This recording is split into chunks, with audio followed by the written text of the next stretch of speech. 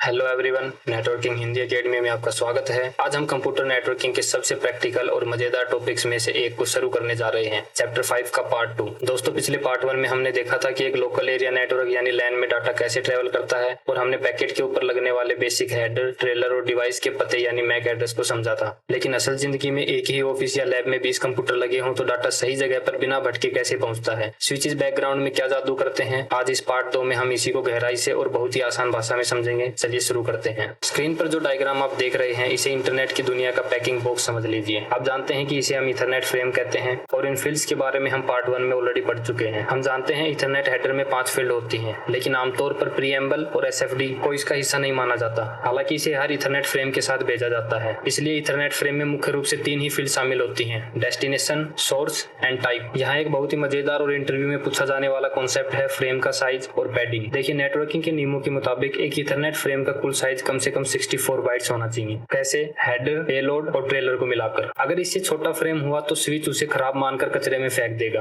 अब इसमें 18 बाइट्स तो हेडर और ट्रेलर की हो जाती है। कैसे समझते हैं? Destination field 6 byte, source field 6 byte, type field 2 byte और एफसीएस 4 बाइट, तो टोटल हो गया हमारे पास 18। तो अगर मैं 64 में से 18 को माइनस कर दूंगा तो हमारे पास बचा 46 बाइट्स, यानी आपके पेलोड का साइज कम से कम 46 बाइट्स होना चाहिए। इस कॉन्सेप्ट को मैं आपको एक प्रैक्टिकल एग्जांपल से समझाता हूँ। मान लीजिए आपको कुरियर से एक पेन भेजना है, लेकिन कुरियर कंपनी का नियम है कि वे छोटे लिफाफे में नहीं लेंगे, बॉक्स कम से कम 1 फीट का होना चाहिए। तो आप क्या करेंगे? आप पेन को बॉक्स में रखेंगे और खाली जगह में थर्मोकोल या रद्दी कागज भर देंगे ताकि बॉक्स का साइज पूरा हो जाए। नेटवर्किंग में भी यही होता है। मान लीजिए आपका डाटा 34 बाइट्स का है, तो नेटवर्क उसमें अपनी तरफ से 12 बाइट्स ऐड कर देगा। ये सभी बाइट्स जीरोज होती हैं। जैसे ही आपके पैकेट के साथ 12 बाइट्स ऐड होंगी, आपका पैकेट 46 बाइट्स का हो जाएगा। इसी प्रोसेस को हम पैडिंग कहते हैं और जो जीरोज नेटवर्क ने अपनी तरफ से ऐड किए हैं उनको हम पैडिंग बाइट्स बोलते हैं। आप इस डायग्राम को ध्यान से देखिए। हमारे पास 4 पीसी हैं, PC1, PC2, PC3 और PC4 और 2 स्विच हैं, स्विच 1 और स्विच 2। ये सभी एक ही नेटवर्क यानी 192.168.1.0/24 का हिस्सा है। यहाँ पर प्रत्येक पीसी को एक आईपी एड्रेस असाइन किया गया है। जैसे PC1 को 192.168.1.1, PC2 को 192.168.1.2,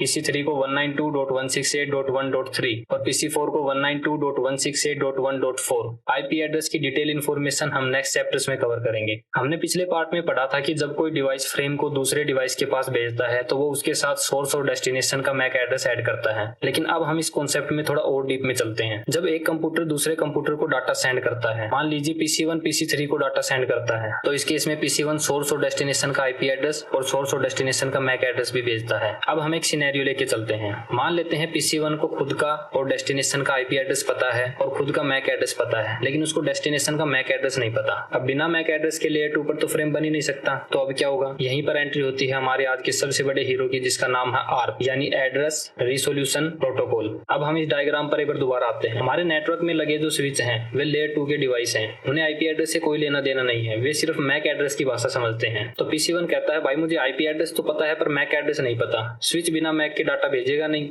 इसलिए डाटा पैकेट भेजने से ठीक पहले PC1 बैकग्राउंड में ARP को काम पर लगाता है ताकि वह PC3 का मैक एड्रेस ढूंढ कर लेके आए। तो ARP का असली काम क्या हुआ? बहुत सिंपल है, जाने माने आईपी एड्रेस की मदद से उसके छुपे हुए मैक एड्रेस का पता लगाना। यह बिल्कुल वैसा ही है जैसे आपको किसी का नाम पता हो, आप उसका मोबाइल नंबर ढूंढ रहे हो। ARP अपना काम 2 आसान स्टेप्स में पूरा करता है। फर्स्ट इज ARP रिक्वेस्ट, मतलब जब कोई कंप्यूटर पूछता है यह आईपी किसका है। नेक्स्ट है ARP रिप्लाई, जब सही कंप्यूटर सामने आकर कहता है कि यह मेरा आईपी है और ये रहा मेरा मैक एड्रेस। अब इस प्रोसेस को और बारीकी से समझिए। जब PC1 को PC3 का पता नहीं है तो वह किसी एक को तो चिट्ठी भेजेगा नहीं, इसलिए वह ARP रिक्वेस्ट को ब्रॉडकास्ट करता है। ब्रॉडकास्ट का मतलब है नेटवर्क के हर एक कंप्यूटर के दरवाजे को खटखटाना, इसलिए इसके डेस्टिनेशन मैक में FFF लिखा जाता है, जिसका मतलब है सबके लिए। अभी जो कॉन्सेप्ट हमने पढ़ा इसको हम प्रैक्टिकली देखते हैं कैसे होता है। सबसे पहले PC1 ने ARP रिक्वेस्ट रेडी किया और इसको स्विच 1 के G00 इंटरफेस पर भेज दिया। जैसे ये रिक्वेस्ट G00 इंटरफेस पर आई, स्विच 1 ने अपनी मैक एड्रेस टेबल में इसको अपडेट कर दिया। इससे स्विच 1 को ये पता चल गया कि PC1 कहाँ पे बैठा है। स्विच 1 ने ARP रिक्वेस्ट की 2 कॉपी बनाई और एक को G01 और दूसरे को G02 से फॉरवर्ड कर दिया। जब एक कॉपी PC2 को मिली तो PC2 ने इसको रिजेक्ट कर दिया क्योंकि आईपी एड्रेस मैच नहीं हुआ। दूसरी कॉपी स्विच 2 के G02 इंटरफेस पर आ गई। जैसे ये कॉपी यहाँ पे आई, स्विच 2 ने भी अपनी मैक एड्रेस टेबल को अपडेट कर दिया। अब स्विच 2 ने इस रिक्वेस्ट को G00 और G01 इंटरफेस से दोबारा से फॉरवर्ड किया। PC4 ने इसको रिजेक्ट कर दिया क्योंकि आईपी एड्रेस मैच नहीं हुआ और लास्ट में PC3 ने इसको एक्सेप्ट कर लिया। ये तो था ARP रिक्वेस्ट का प्रोसीजर। अब हम बात करते हैं ARP रिप्लाई की। अब PC3 ने अपना ARP रिप्लाई रेडी किया जिसमें उसने अपना मैक एड्रेस डाला।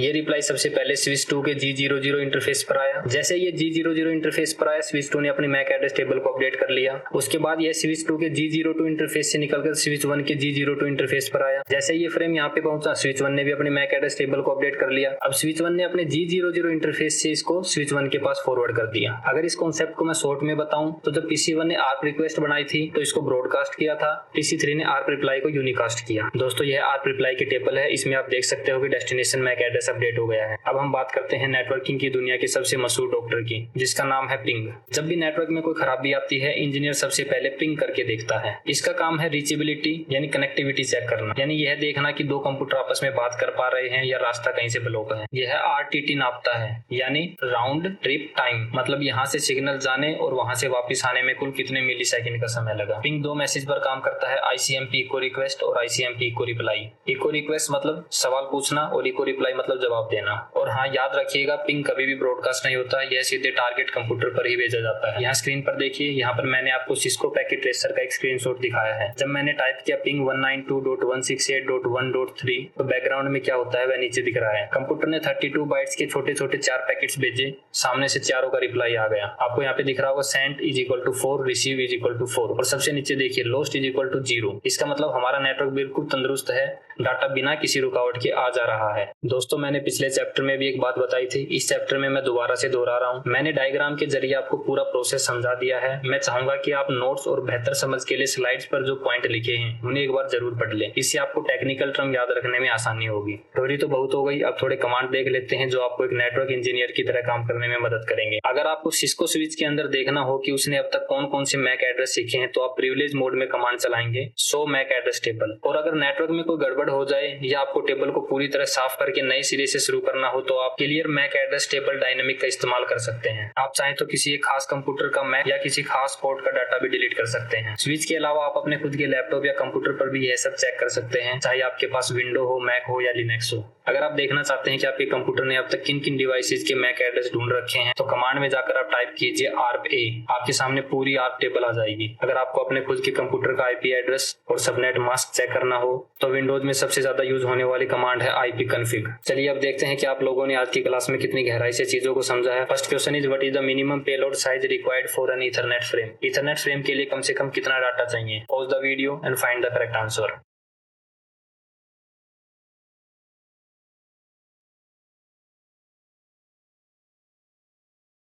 इसका सही आंसर है बी 46 बाइट्स। हमने पढ़ा था कि इथरनेट फ्रेम का मिनिमम साइज 64 बाइट्स होना चाहिए। इसमें से हेडर और ट्रेलर की 18 बिट्स होती हैं, तो बैलेंस कितना बच गया हमारे पास? 64 minus 18 is equal to 46। Move on second question. When device send an ARP request what destination MAC address does it use. ARP request भेजते समय डेस्टिनेशन मैक क्या करता है? Pause the video and find the correct answer.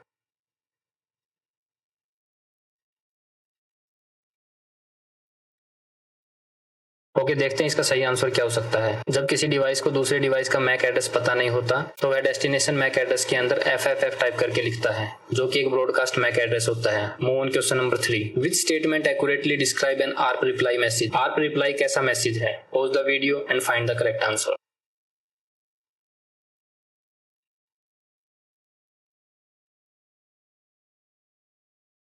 Okay, देखते हैं इसका सही answer क्या हो सकता है। मैंने आपको डायग्राम वाली स्लाइड में बताया था कि रिप्लाई हमेशा डायरेक्ट और 1 to 1 होता है, यानी B is the correct answer. Move on question number 4। What network utility is used to test reachability and measure round trip time between two computers using ICMP message. Network की reachability और time नापने के लिए कौन सा tool use होता है? Pause the video and find the correct answer.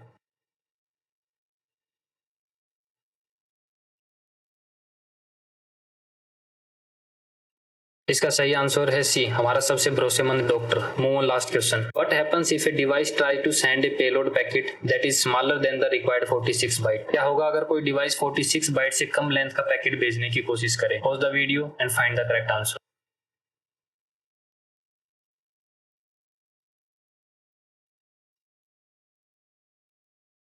Okay, देखते हैं इसका सही आंसर क्या हो सकता है। मैंने आपको बताया था किसी भी पेलोड का साइज अगर 46 बाइट से कम है तो नेटवर्क उसमें पैडिंग बाइट्स ऐड कर देता है, इसलिए option C is the correct answer. तो दोस्तों इसी के साथ हमारा चैप्टर 5 का पार्ट 2 यहाँ पर पूरी तरह समाप्त होता है। मुझे उम्मीद है कि आपको कॉन्सेप्ट अच्छे से समझ आए होंगे। वीडियो पसंद आई हो तो लाइक, कमेंट और अपने दोस्तों के साथ शेयर जरूर करें। और हाँ, चैनल को सब्सक्राइब करना मत भूलिएगा। सीखते रहिए और आगे बढ़ते रहिए। अब बारी है सबसे जरूरी काम की। थ्योरी तो हमने अच्छे से रट ली, लेकिन अगले वीडियो में हम इस पार्ट 1 और पार्ट 2 का पूरा प्रैक्टिस इसको पैकेट ट्रेसर लैब में बिल्कुल लाइव करके देखेंगे। तो मिलते हैं अगले प्रैक्टिकल लैब वीडियो में। तब तक के लिए थैंक यू सो मच।